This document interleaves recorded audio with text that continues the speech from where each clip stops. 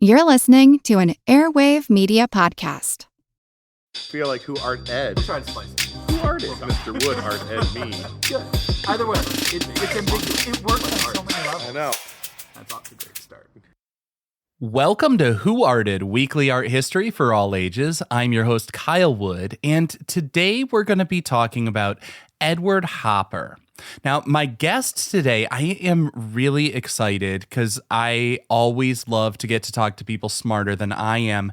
And Julie Averbach graduated from Yale, of all places, with a BA in art history as well as psychology. Am I right there? That's right. And the author of the upcoming book, The Art of Trader Joe's, which once I saw that title, I was like, I have to meet you and learn so many things because I was hooked once I saw like art in everyday places. And looking through the book, there is so much art in Trader Joe's. I was absolutely astonished.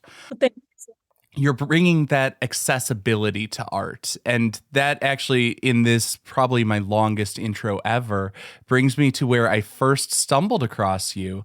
I don't even know how I saw this. I think it was just like my insecurity and like probably had a Google alert for like who else has ridiculous art puns in their names on social media.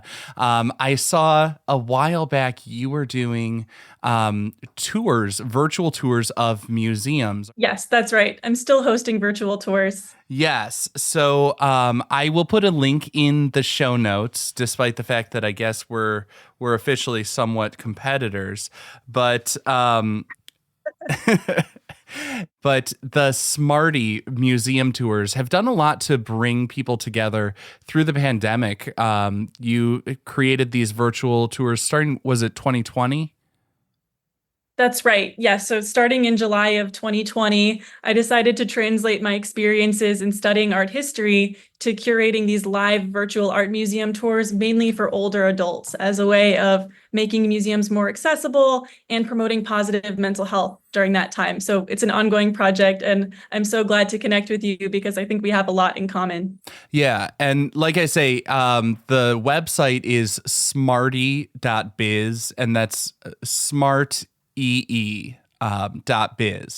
So, I love that you were doing that. And it actually also is seemingly somewhat perfect for our talk today on Edward Hopper and his work, because it was so much about sort of social interaction or lack thereof that he was experiencing, the isolation, those feelings that, we all experience at some point, and certainly we're experiencing in 2020, although he was, I guess, about 100 years ahead of us. So now I think we probably should get into that work.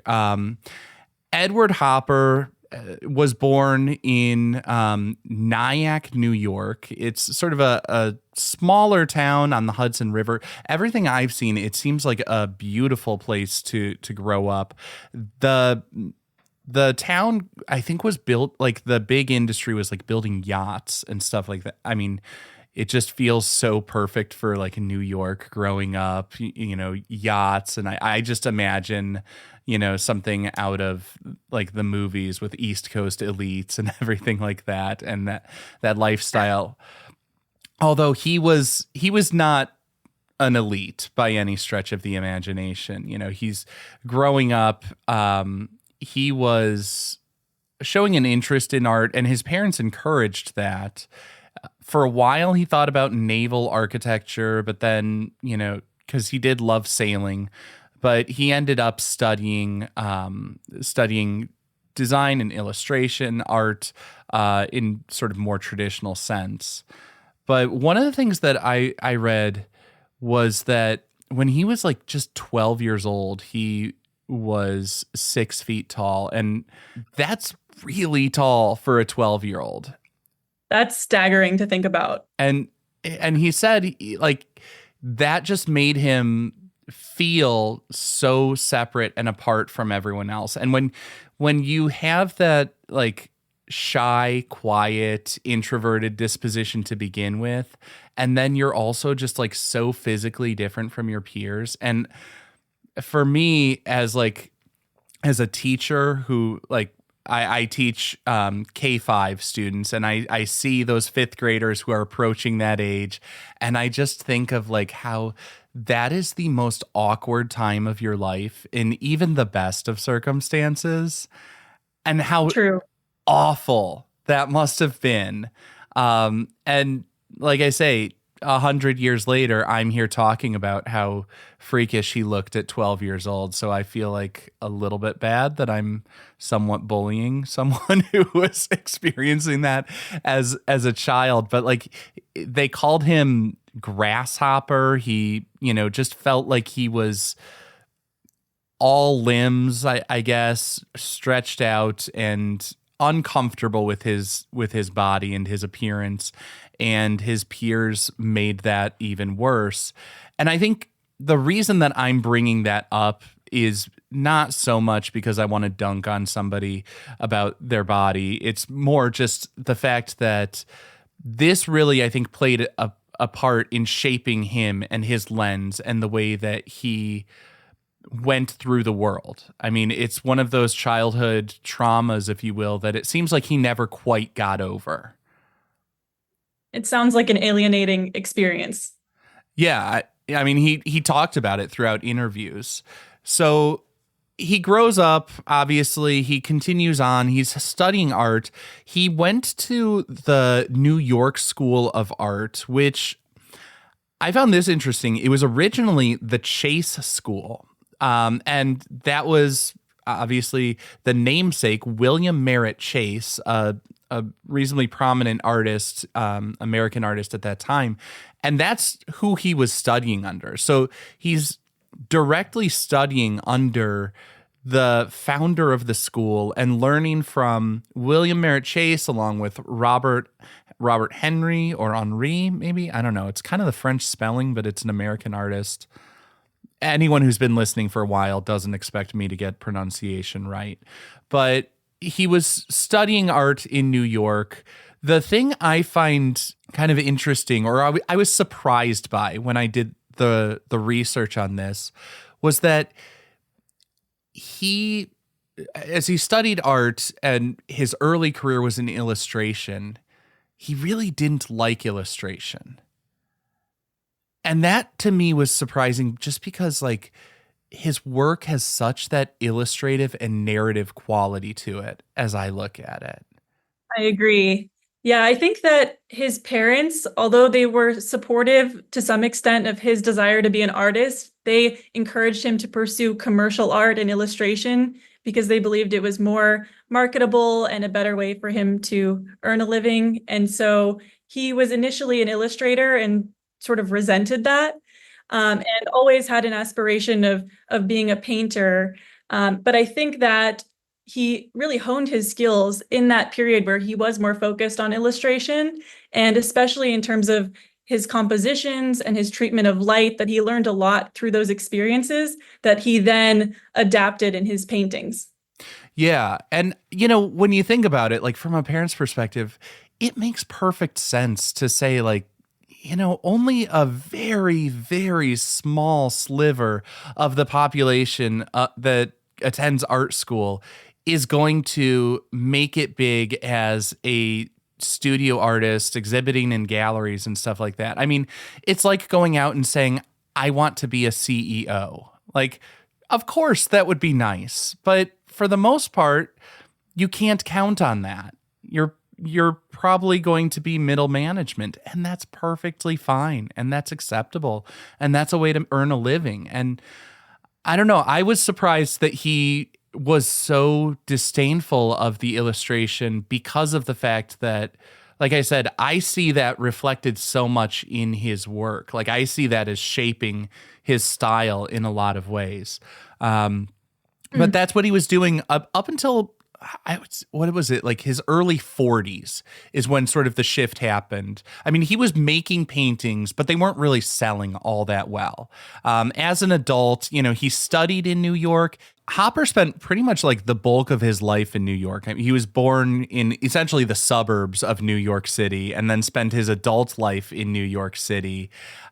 He did study and keep up with trends in the art world more broadly, but from what I understand, he wasn't that impressed with the European avant-garde. I think I saw somewhere he was quoted as saying something like, Picasso, yeah, I think I've heard of him.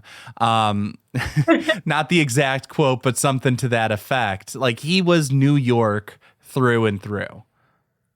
Right. And I mean, Hopper has a really interesting perspective on New York City because he was living in New York at a time, especially in the 1920s and 30s, where we see skyscrapers and high rises going up, and the city is rapidly changing. But Hopper isn't swept up in all of that change. He's not painting the Empire State Building or these grand attractions that we think of when we think of New York. He's painting the cafe, the office building, the diner. He's painting these everyday relatable kinds of places and giving us this slice of life perspective of what it means to live in New York through a more intimate kind of observer's eye. It's almost like small town New York. You know what I mean? Like, if you told me that, his some of his paintings, if you told me that these cityscapes were Main Street in a small town, in upstate New York, I'd buy it. Like Nighthawks Diner, I don't see more than 2 stories on any building within there. It's an empty city street. Like I could see this being in a lot of different places. And that's kind of interesting how the city, I mean, we all think of New York as so big and imposing, and he gives it this cozy feel sometimes. It's weird. Why is he doing that? I mean, it's interesting. As someone who lives in New York, I think that when you live in New York, you get to know your neighborhood and your area. You start to have, your favorite cafe, your favorite restaurant, your favorite bookstore, and you have this more intimate sort of perspective on the city. And that's what I get from Hopper's painting. This isn't someone who spent a weekend as a tourist visiting the city, but someone who's lived there for years and is observing all of the little details of it. Yeah. And I think he spent most of his adult life in like a little walk-up apartment. Was it Greenwich Village? That's right. Yeah, I think right? Washington Square Park. Mm-hmm. It was around, I think, the age of 42-ish that he met Jo, his wife. And that was kind of a turning point in a lot of ways because she had some success as an artist herself. She was an artist in her own right, and she helped to introduce him around to people in New York in that scene. And if I recall correctly, I got to look this up. I feel like it was a Brooklyn museum maybe that she introduced the curator. You're nodding. You know the details, don't you? It sounds familiar. I mean, I think that Jo really was an advocate for Edward Hopper, and that meeting Jo was something that propelled his career forward in a lot of ways, as you're saying. And Jo was a really well-regarded artist in her own right. She was a watercolorist. She was very well known for her bright and bold colors and loose brushwork. And at the time that she and Edward Hopper married in the 1920s, she was exhibiting her work in shows alongside Pablo Picasso and Man Ray and artists that we tend to put up on a pedestal today. So I think, we can consider how Jo and Edward Hopper influenced one another as artists who lived and worked side by side for most of their lives. Jo did play an active role in advocating for Edward Hopper, especially considering that he was more of an introvert himself, in making connections and helping his work to get sold in the art world. She was also a record keeper. She kept really meticulous ledger books with details about all of his artworks, when they were sold, where they were exhibited. And she was also a muse and a model for him. So she was his primary model. And whenever you see a woman in an Edward Hopper painting, most likely it was based on Jo. Yeah. So she wore all these different hats in how she supported his success. So I think that is a really important part of the story, and I'm glad we're talking about it. Oh, yeah, because I think their relationship, I think, was really interesting because you can read it in so many different ways. And I think this is so sort of perfect for his work, because I think there's a parallel here between his relationship and the relationship you see in the couples and the groupings in his work. Because on the one hand, you hear that she was this champion of his work. She was introducing him around. I mean, I've read accounts that say that she introduced him to a curator who sort of like bought the first piece that went into a museum when he had his first sellout show in the 1920s. You know, he has a sellout show and he's just like, he's done with the whole illustration thing and dedicates himself to painting. And it sounds like, wow, so beautiful. And then I was reviewing clips of interviews and stuff like that, and you hear her talking and she's just like, well, I don't think men are particularly great at expressing gratitude, and that's more of the woman's thing. And it's just like, he never thanked her, gave her credit for her contributions to his success. I mean, there's a very large part of me that gets very angry when I think about the dynamic between them. And I don't want to be putting my own, 21st century lens on, them. And, I obviously don't know the ins and outs of the couple, but from all the accounts that I've seen, it was a really volatile relationship. Like you said, that pretty much any woman in there, Jo was the model, right? Yes. The accounts that I've read said that was largely because she was a very jealous person and did not want another woman sitting for him. And he also served as his own model in some stuff. In Nighthawks, which we're going to get to later, she's the model, he's the model. Like it's all about them in a lot of ways. And I think it's interesting because they would fight and they would argue and they would go days without talking to each other. But on some level, there must have been some core of connectedness because they did stick together, and she did continue to champion his work and she did continue to document his work. And I don't know, I have very mixed feelings about their relationship. I feel like I'm mansplaining Edward Hopper and Jo to you, and I feel like that I want to give you a chance to share any thoughts you have. No, I agree. I mean, it was a tumultuous and difficult relationship in a lot of ways. I think that, Jo made a lot of sacrifices when you think about how promising the start to her artistic career was. And then that she, ended up, after she married Hopper, really going into more of a supportive role and diving deep into kind of being an advocate for him. So it is a really complex relationship. And I don't mean to minimize any of the hardships that they face, but I do think that it's a good thing that we are now casting a light on Jo Hopper and her contributions, and also thinking about how she preserved his legacy. I mean, at the end of Hopper's life and her life, she bequeathed a lot of his artwork to the Whitney Museum, which has been a really important kind of institution in preserving Hopper's artwork. And so despite the, challenges that they faced as a couple, I think that she played an important role as an artistic collaborator and in preserving his legacy. Yeah, and I think that's interesting when you start to think about how many stories are sort of similar to that. Like, I start to connect to like thinking about how Vincent van Gogh's legacy was because of his sister-in-law, really. And you think about Lee Krasner and how much she did to support Jackson Pollock.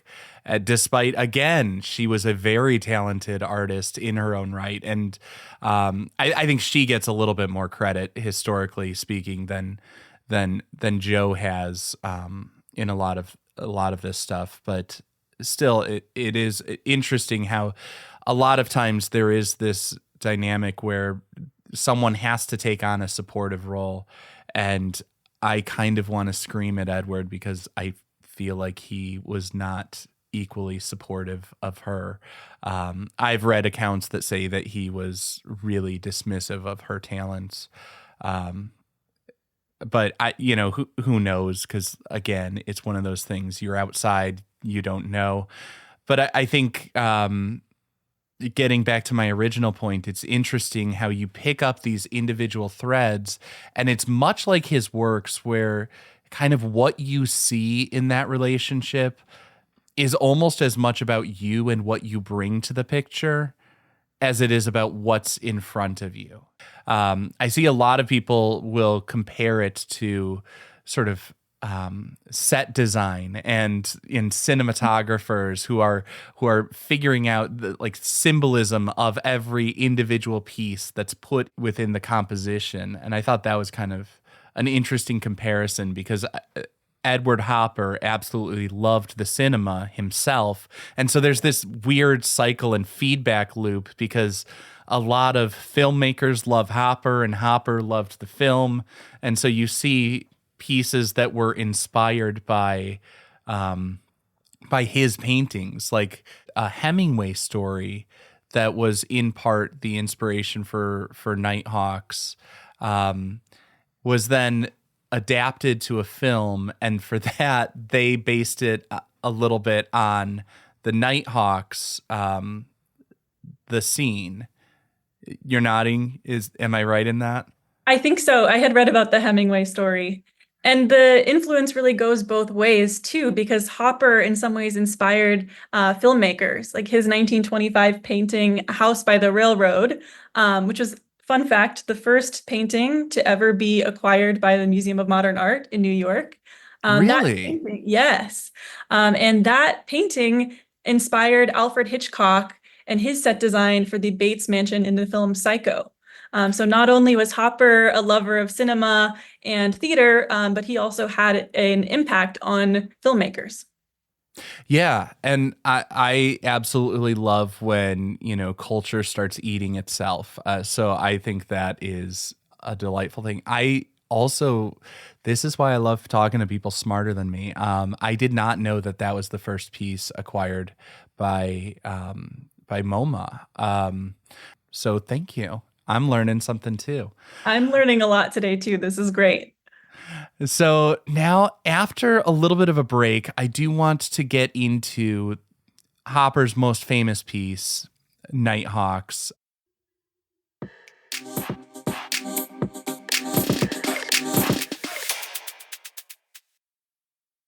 Now I am back with Julie Averbach, the author of the forthcoming book, The Art of Trader Joe's. And I pulled you on, admittedly, kind of last minute for this one, because I saw that you had Nighthawks in your book, and I knew you would be up for the challenge of talking about this piece.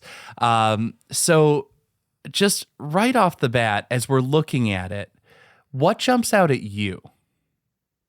Yeah, I mean, what makes an impression on me right away is how quiet and still this painting is. This is a painting of an all-night diner on a New York City street corner, and yet it doesn't have any of the, motion and color and lights that we associate with New York, the city that never sleeps. It feels really eerie and bare. The streets are empty. There's not a single person walking or a piece of litter on the ground. It's not a painting that screams at you with bright and bold colors. It just whispers. It's very subtle. Yeah, and I think it's interesting, the sort of quiet of New York, which is not at all associated with quiet. In some ways, it reminded me of I guess getting back to our previous discussion, it feels to me like a backlot set of New York and not the city itself. There's something I'm getting kind of like uncanny valley vibes with this, where it's just like it's missing something. And anyone who's been to New York or really any major city knows that you never see the sidewalk this empty. And it's, as you said, not only devoid of people, it's devoid of litter, it's devoid of cars, it's so barren. And I think for those of us of a certain age, you know, we can remember the social distancing, the isolation in 2020. But what I found was interesting, the world event happening when he painted this was completed just a little bit after the bombing of Pearl Harbor. And something that I hadn't realized until I was much older. Like, you always hear about the bombing of Pearl Harbor. A lot of people don't know that, you know, the Nazis, there was a botched effort to make landfall and invade the US. There was a lot of tension, a lot of fear in the air. And New York was worried about the potential of air raids, the way that London was dealing with it. And really all of Europe was dealing with it. But they would have like blackout drills where they would dim the lights in the city, and people would be inside. And so this sort of dark, desolate city, in some ways, that was a reality for at least some occasions for him. Although from what I've read, people immediately started to try to find, like, where was this diner? And it was from his head.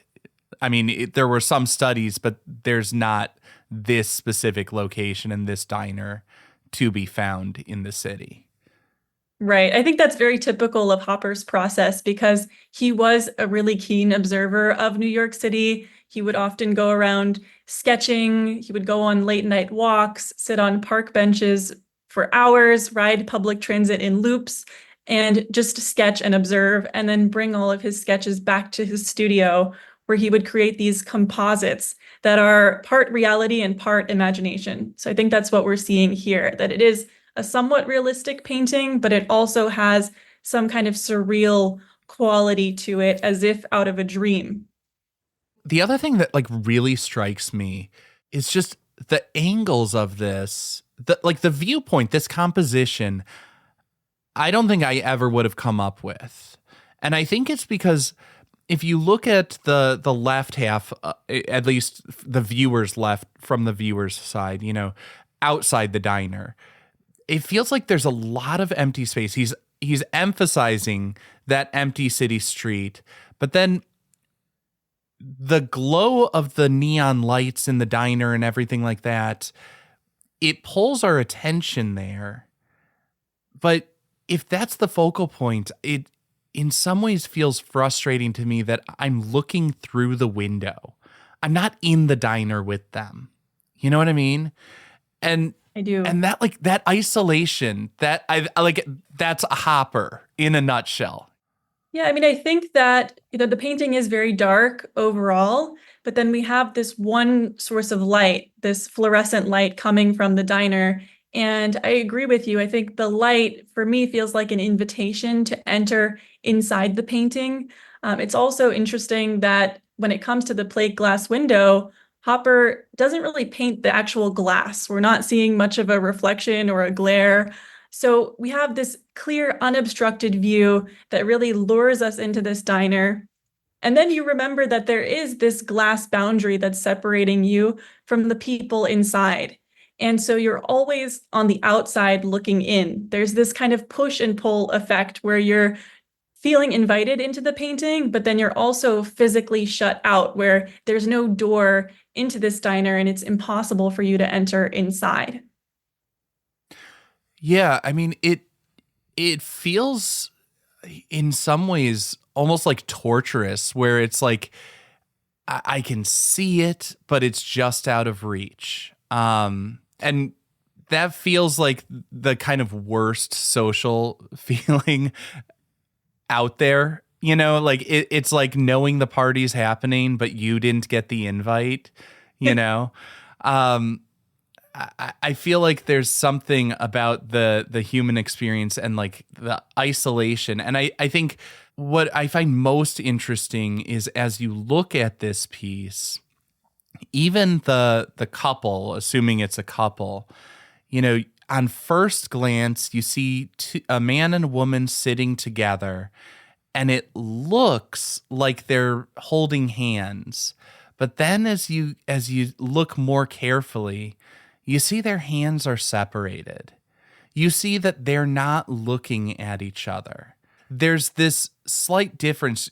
She's looking at something in her hands. He's looking just straight ahead, stone-faced. And actually, that man sitting there is where the name Nighthawks came from. I guess Joe looked at him and said that he had a nose like a hawk's beak, and that's where the title of this piece comes from. But I think it's so interesting how like even people who are together are isolated here. A little bit cold, a little bit distant. Or maybe that's just me. Maybe that's just because that's not how I interact with my family, my loved ones. We're the type of people who hug when we see each other somewhere. We hug when we say goodbye. But there's something off-putting to me about this. I agree. I mean, I can see in this painting, especially when we consider the backdrop of World War II, a sense of loneliness, of disconnection, maybe anxiety about the future, that there are these four people physically gathered together in this diner, and yet they're not interacting with each other. And each person seems absorbed in their own thoughts and their own world. I could even imagine, a contemporary version of this painting where these people inside the diner are all on their cell phones. Like, I think there's something that really resonates with us today about these questions of isolation and alienation. And in a 2024 context, thinking about how technology now alienates us from one another. So there are these kind of deeper human themes to what Hopper is painting, that although this painting is a product of the 1940s, there is something about those questions of isolation and the difficulties of being present with one another that continue to speak to us now. Yeah, that's a really interesting parallel with the way that phones and social media and garbage podcasts create this illusion of connection, but it's not satisfying the same way that sitting down in person and like that genuine human connection can be. I mean,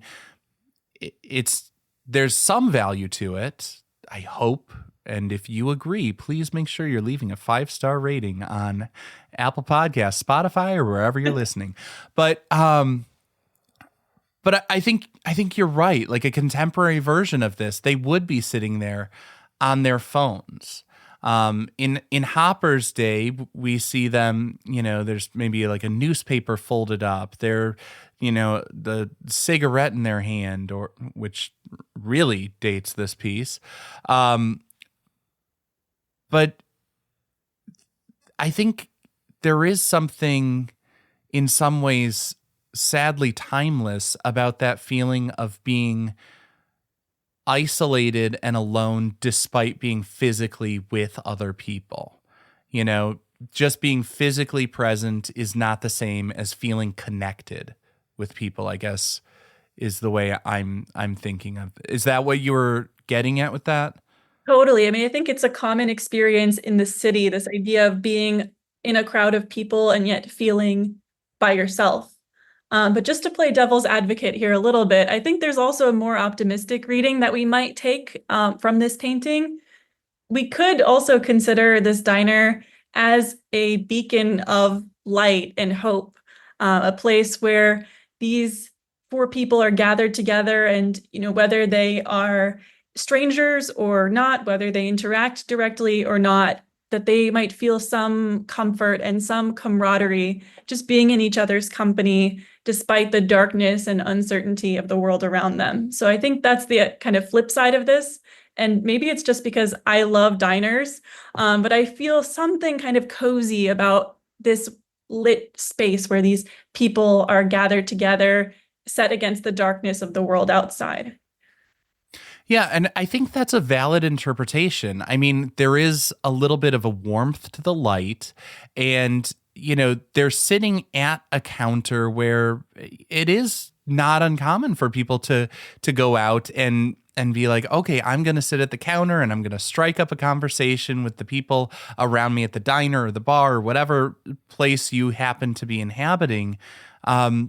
It can be a social space, and I think that's kind of the genius of Hopper in his compositions. There's enough left to us as the viewer. There's enough room for us to make the interpretation. He's hinting at a narrative, and it's like a psychological test to see, like, what are we seeing in this work? It's reflecting a little bit of our own lens and our own biases back towards us. And I think that's really interesting because it is in some ways very specific and concrete in the depiction, and yet still so open to other connections and interpretations. Yeah, I agree. That's a hard thing to pull off. That's a hard thing to do. He's walking that tightrope quite well. Yeah, I mean, this is a really ambiguous painting, and I think it leaves us with more questions than it does answers. It refuses to resolve itself in any one meaning. And I think even Hopper himself, when people would approach him and ask him, what does this painting, what is this all about? What does it mean? He resisted that because he felt that the artworks spoke for themselves, and he wanted to leave it more open for us to interpret. So these are, questions that might never be answered, probably will never be answered. But I think, part of the joy is in asking these questions and kind of dreaming up these different scenarios of who these people might be, what brings them here, how they might relate to one another. Yeah. And earlier, I kind of took the less charitable view of Hopper with my frustration over my impression that he was not supportive of Joe in the way that I would have liked to have seen. But what I will say I appreciate about that little insight is I like when an artist says, I'm not going to give you what it has to mean, because realistically speaking, the artist's interpretation, I don't want to say it's not valid, but I feel like we make a mistake when we perceive the artist's word as the final word on it, because if they're putting it out for the public to view and consume, it should be a dialogue. What the viewer brings to the work, I think, is almost equally important as what the painter puts on the canvas, because that's where the art becomes relevant. It's that moment when viewers start to make connections and interpretations and find meaning in it, because otherwise it should just be something for the artists to make for themselves and their own personal satisfaction. To wrap it up now, I always ask people the most awkward possible question. Where does this belong? Is this one for the Louvre? Is this one for the lab for us to study and learn from, whether we like it or not? Or is this one for the loo? I could see this painting in a lot of places. I feel like my ideal place to see this would be in my local diner, because I love when, art imitates life, life imitates art. But the painting is more accessible when it's in a museum. So I'm going to say that the Art Institute of Chicago can keep it for now, and we'll let this stay in the museum where we can all appreciate it and interpret it for ourselves. Okay, so Julie Averbach going on the record. She's not going to steal from the Art Institute. I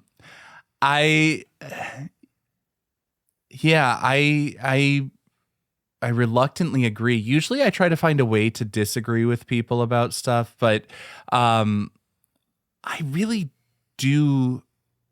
I do think this needs to be out and seen by people. I think there's a lot to see and appreciate.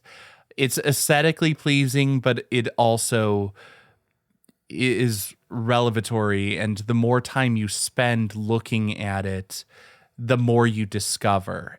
Well, I love the idea of, sitting with the painting, that the same way that there's a sense of timelessness within the work.